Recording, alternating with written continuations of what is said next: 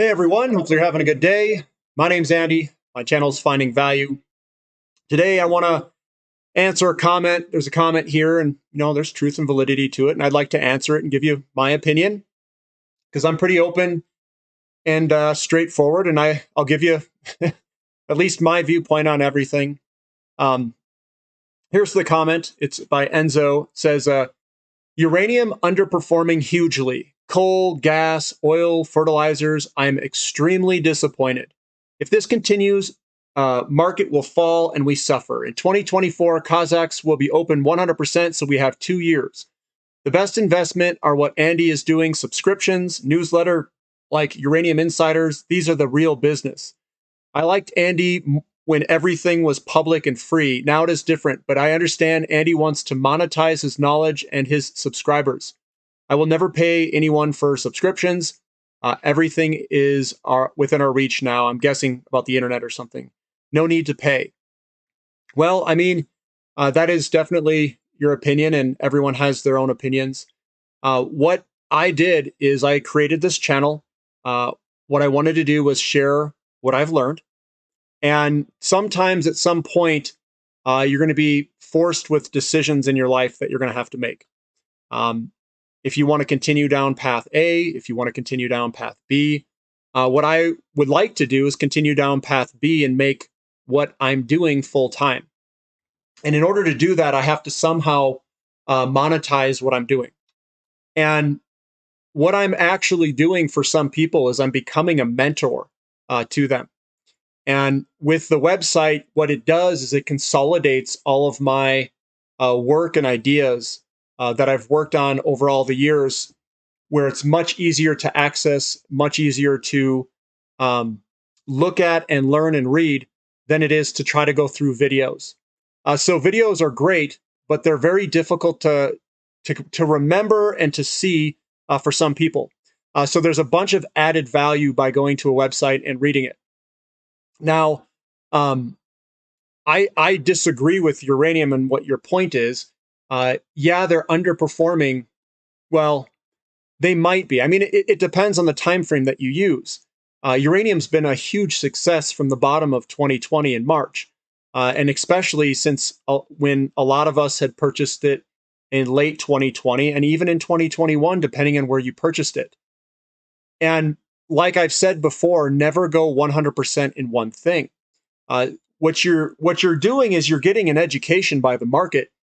And when younger investors or newer investors, when they're not disciplined, when they don't have strategies, when they don't stick to something, and I've said this a lot on the channel, come up with a strategy, stick to your strategy. Does whatever you're doing does it work within the strategy that you have? My strategy was to find the most undervalued assets in the world and spread out amongst all of those undervalued assets. That's my strategy. I don't particularly have a certain percentage of uranium, a certain percentage of natural gas or oil, but what I do is I accumulate things that look cheap, that are in very good sectors, and then I spread across all of it. I don't know, and no one else doesn't necessarily know what the exact future looks like and when these will exactly take off. All we can do is position ourselves for success with a strategy, position sizing to limit our risk and get us in those large asymmetric bets.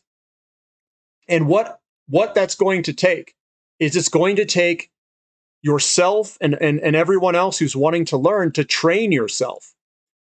And whatever you can do to train yourself to speed you up quicker to where you want to be is worth the little investment that it is.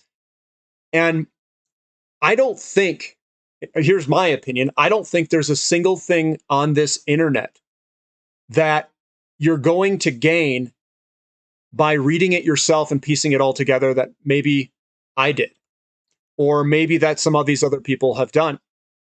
So there's huge value in learning from someone else and gaining that viewpoint and that perspective from them. And I've learned a lot from the channel, opening it up myself, YouTube channel, the website, discussing things with other people, reaching out to people who are in other countries and getting their viewpoints and what they're seeing. It's helping me become a better investor as well. And doing these interviews with, Lynn Alden and Trader Ferg, I speak with them before the interview and whatnot with a lot of the interviews. But the reason I'm doing this is because I want to make it full time. I'll be honest and outright and straightforward with you. And I think the value that's provided is absolutely insane. I don't think you'll get it anywhere else, but that's my take. I have a unique standpoint. Now, uranium looks absolutely incredible. In fact, every single sector looks incredible. I am really struggling on where to put new money because they all look so good. And you're going to have to ask yourself a couple of questions on where to deploy money. Sometimes you might want to go after what is the greatest reward out there. I think uranium is one of the greatest rewarding areas left in the market. Does it mean that it will go up a bunch tomorrow? No, it doesn't. This is a game about patience. It's a game with yourself. It's a game about beating. You don't want to have to beat yourself. What you want to do is you have to be disciplined, you have to be patient, and then you have to have a strategy and you have to execute the strategy. I mean, platinum right now is not going up. It's one of the cheapest things out there. Does it mean that it can't get cheaper? It could get cheaper. It's a game of patience and putting some money in it. If you're aggressive and you're playing the ratio game, you want it to go down to accumulate more. And you want it to go eventually up so you can swap into something else. Gas and a lot of the videos that I put on here, we talk a lot about natural gas. We talk a lot about oil. Would I be jumping into fertilizers at this moment? Probably not. I buy what's down, guys. I buy what's down. And you have to train yourself to do this. You have to train yourself to not be lured into something that may or may not happen. You have to stick to a strategy. You can't go all in on something. At least that's what I've learned throughout my investing, my investing time frame, the 18 years I've been investing. And what I do is I have a strategy. I stick to it. What is my strategy? What is finding value strategy of investing? Well, I'm going to buy the cheapest assets that the market has that I think has very good risk reward. And what I have found over all these years is that your lowest risk, highest rewarding companies are ones that used to make money. They have assets in place. They used to make money. The commodity is what kind of messed up the company. And what we're betting on is a leverage bet of the commodity coming back. Those have been the best setups. Now, I haven't done a ton of developer companies that have made a ton of money because usually what I do is it's about timing the commodity and buying a high cost producer. So something like an EXK would be a great low risk, high leverage bet. Now, if you can find some developing companies, like there's a lot in uranium, and that's really what we're stuck to because there isn't too many producers, those can pay out massively. And the big moves are still ahead of us. And I don't think Kazakh in 2024 is going to do anything to this market. It's going to get too far out of balance. So I think uranium is still an incredibly good bet. And I think all those other ones that you listed, coal, gas, oil, fertilizers, they're all incredibly good. But at the time, and even on this channel, you guys have watched me. You've watched me buy fertilizer, IPI, Mosaic, when I put the monster patterns back in the day. Look up my old video, Monster Patterns, and them trying to break. A lot of those did incredibly well. I had ADM in there, which was an agricultural company that I own. I don't talk much about it. ADM is a company. Oops, accidentally put an M in there. There's ADM, and there's your breakout. It's right there.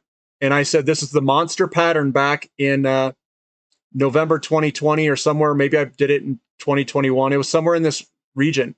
And I said this thing's going to break out and run. And here we are running. We're at $93, and that was back at $50 or $60. I can't remember the exact timing I did that. It was probably in 2020. And then, yeah, there's the monster pattern break. It's probably going to go even more. Would I buy it where it's at? Probably not, but I would have bought it back then. And what I'm doing is I'm continually searching for value in the market. And then I don't sell. I do not sell my companies. I've been holding Grand Tier Energy the entire time that I posted it on the website. Same with Discovery Silver. I still own Discovery Silver. Why would I sell it? It's a great company. Silver hasn't taken off yet. People are going to say it's a bad investment. Yeah, wait until it takes off. You'll see how good of an investment it is when it takes off. So what you're doing is you're battling yourself. You don't have a strategy, perhaps. Or you're making decisions based off of what you think is going to happen. And when you start trading the market, that's basically what happens. That's what happens. All I do is I buy these things when they're down, when they're way down there. Crew Energy at 33 cents. And I'm still holding it. Why sell it? It's great value. Someone asked me, would I change my investment in SM Energy? I said, why? I am very confident in oil going higher and natural gas. So why would I sell that investment? Oh, but it may not have the same upside like it did at the bottom. And I completely agree with that. It's a fair statement. But what's my confidence level of something else going up when I am very confident in oil and natural gas going up? It's making more money. It's positioned very well, and it just broke out of its pattern. I think it has a ton more upside left. Could it go 10x? Maybe. I don't know. We'll see. And I have to ride it because it could be the largest returning investment that I've ever had in my entire life. It could be over 100 bagger. I don't know. Now, when looking at uranium, since you brought up uranium, we're going to look at some uranium stocks. And guys, I have all those Mosaic, ADM, IPI, SWN. There's a whole bunch of other companies. SWN did just break out, if you guys want to know. But I own these things, and I don't talk about every single one all the time. Here's the big breakout. It was up 15.6%. It's that big breakout here from the bottom. And there's a lot of companies that are doing this. And I'm not telling anyone to buy this stuff. It's just my opinion. But this is a company I bought at a very low price. It was like $2. I think I bought it like $2. Maybe it was like in here in April or something. Or maybe it was, I think I bought it here, October of 2020. That's where I bought it, at like 2 something. I bought it and I just let it ride. I'm not doing anything with it. There's a reason, like, again, guys, the more you touch something, it seems like the more you mess it up. So when I was back and I was looking at the last bull market, now, people have heard me say this all over the channel the entire time. The more you touch stuff, the more you try trading in and out, the more you do things, it messes up your returns. Don't do it. If anything, go get another job and start making more money. That's literally what I would do. That's what I'm doing. And what I did is I took positions in companies. Some are laggards, some are leaders. I bought Mosaic at 20. It was like 20 something dollars, like right here or something, right when it was breaking out. And it didn't, some people might say, oh, it didn't go anywhere for a while. Well, it slowly worked its way up, and then it started breaking, and now it's breaking higher. It's way higher than where I bought it in this, like, I think it was 23 or something like that. Where was it? December, October? No. Okay, it was like $19. I bought it at $19, I think. And I just held on. Now, if uranium was going to take off, I still wouldn't sell my Mosaic company. It doesn't fit within my strategy. My strategy is to buy the cheapest assets, spread it out, and ride it. That was my strategy from the get-go. And IPI, I bought a little bit in, I didn't buy hardly any. It was a very bad, very little amount, but I bought it in October of 2020 or September of 2020. It was very cheap, like $9 something. I didn't buy very much at all. It went all the way up, and then I realized, like, man, this thing's ready to go. So I bought more, and then I bought more again. So I bought multiple times through here because this one was below its resistance. It was lagging. It was the exact thing I was looking for. And what these things do is they create these booty bottoms, is what I call it. They lag up here, and then you buy it, you cost average in here, and then you go. So the problem with most people is their time frames are not set up correctly. They think things will happen faster than what they do. It doesn't work that way. You can't change the market. The market is what you have to conform to. You have to be, again, this is a long plane ride. It's boring. You pick off companies when they're cheap, and then you hold on. You do not, in my opinion, you do not try trading all around. It gets too confusing. Develop a strategy. My strategy is to buy the cheapest assets that did well in the last commodity bull market. What were those? Natural gas and oil, uranium, copper, looking at fertilizers like potash specifically is what I was looking at. Nickel might be a good one. We have a large demand with a whole bunch of market balance problems coming up with some of these battery type metals too, like maybe lithium, graphite. There's a whole bunch of other ones as well. What's going to be the best performer? I don't necessarily know, but I can tell you this. I bet you I can find very good value companies in all of those sectors and then ride it higher. I own Alphamin. I don't talk a lot about Alphamin, but I own a bunch in Alphamin. I'm just riding it higher, guys. That's all I'm doing. I'm literally doing nothing. So if you're not happy with the strategy that you're putting to practice, change your strategy. Change it. And that's what's good about learning. It's not about going all in on one thing and using it as a lottery ticket. Create a strategy, level load this stuff out. It's a little bit easier. Some things may take off, and they may take off at different times. And no one's going to get this 100% right. I'm not going to get 100% right. None of these experts that you're watching on YouTube are going to get 100% right. That's just the fact of life. We're all humans. We don't know. But what we're doing is we're tipping the statistics, the odds in our favor. That's the whole purpose of the strategy. The purpose of the strategy is to capture it. And if the asymmetric bets are so large, you don't have to win on everything. That's what perhaps what people are missing. You don't want to go all in on one thing because the one thing may not work out. But you don't have to go all in on one thing. If you spread it out, and let's say you pick 10 companies, and your odds of winning, the symmetry in it, if you set it up right, could be 100 or 200 or 300 to 1, which means if I put $1,000 in, I get $200,000 back if I can ride it the entire way. And then if you have more money, it just amplifies. That's all. So you have to identify what the cheapest assets out there are, spread across them, and if you get a couple to hit, you don't need to win on everything. That's not the bet. I should say that's not the strategy. It's not the betting strategy. The strategy here is to position what you think is the best companies in each sector with the best value, with the best chart setups, and let her rip. And then hold on. I mean, there was times I had to ride GTE sideways, and everybody's like, GTE is dead money. Well, I'm up like 400% or whatever the heck it is on that. And some of these, like Tellurian, I bought at 90 cents and $1.34. I'm still riding that. And I'm sure people have lost. I mean, if you look at the chart, some people have bought and sold and gone in and out. I don't do anything, guys. I mean, I bought here at 90 cents. Yeah, like 91 cents in October of 2020. I bought a little bit. It wasn't a huge stake. Then I put it on the channel here because we had a nice fat setup here at $1.30. Boom. Here you go. And then look, we went sideways and dropped out of this channel. Oh no, we should have sold here at $3. You know what? I don't worry about it.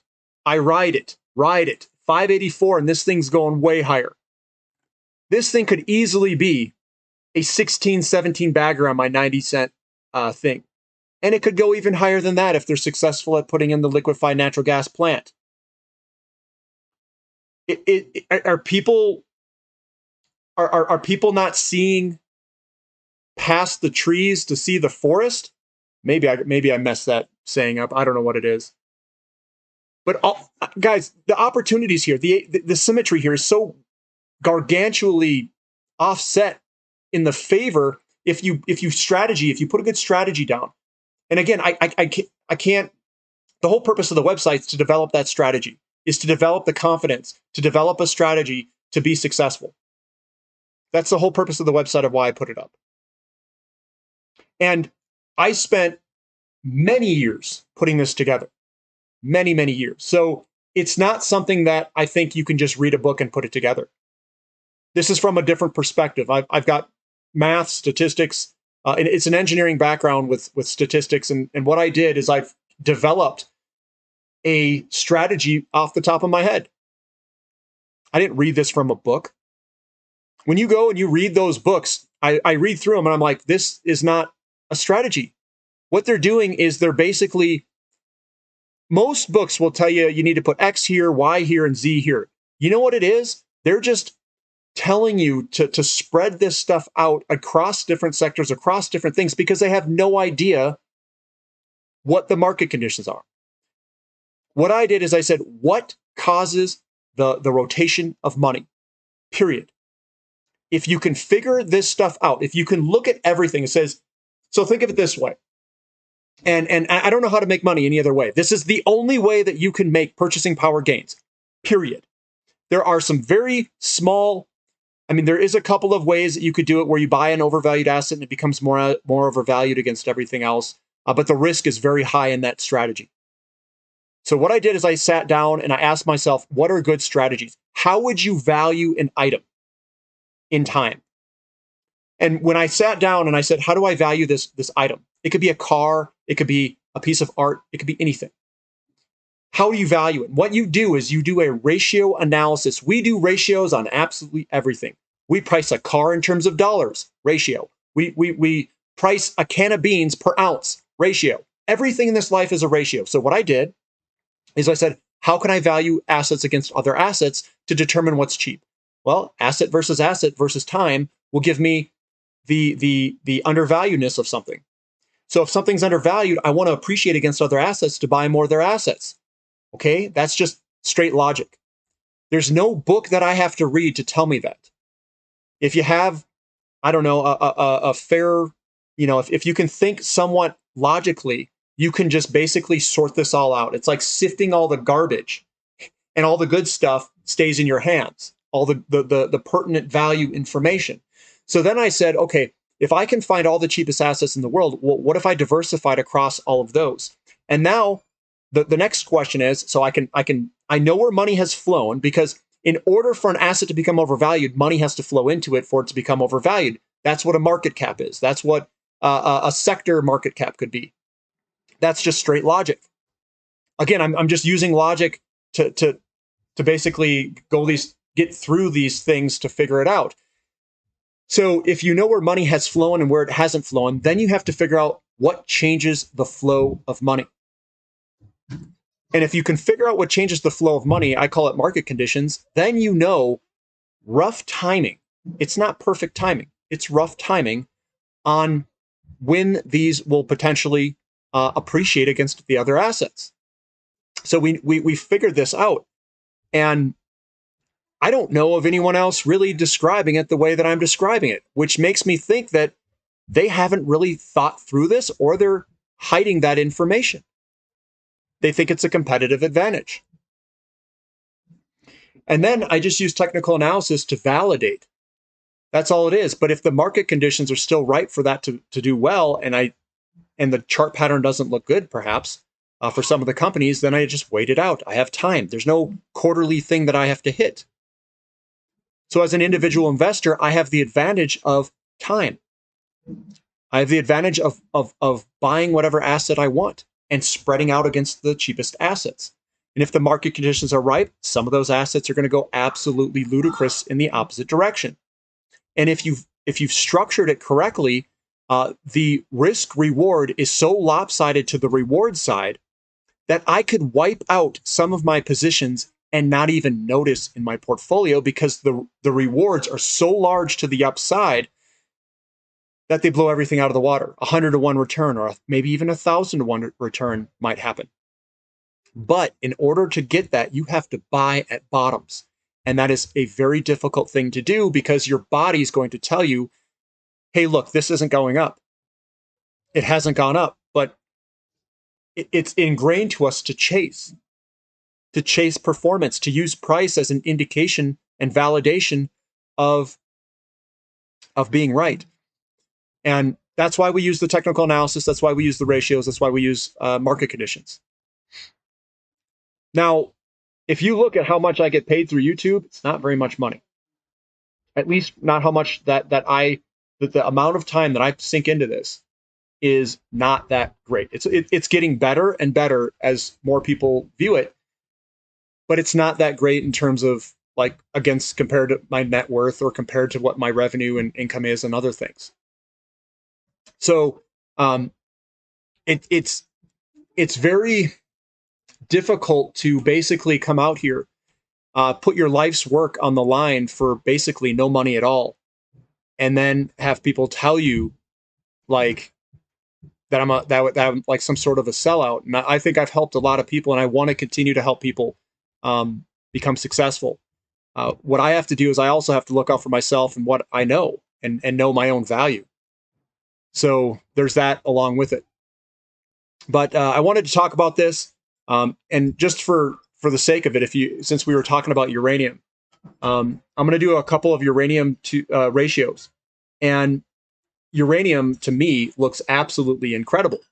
What usually happens is you hit this line. This is a ratio. This is the uranium to silver ratio that we're looking at. And what happens is you hit your head on this.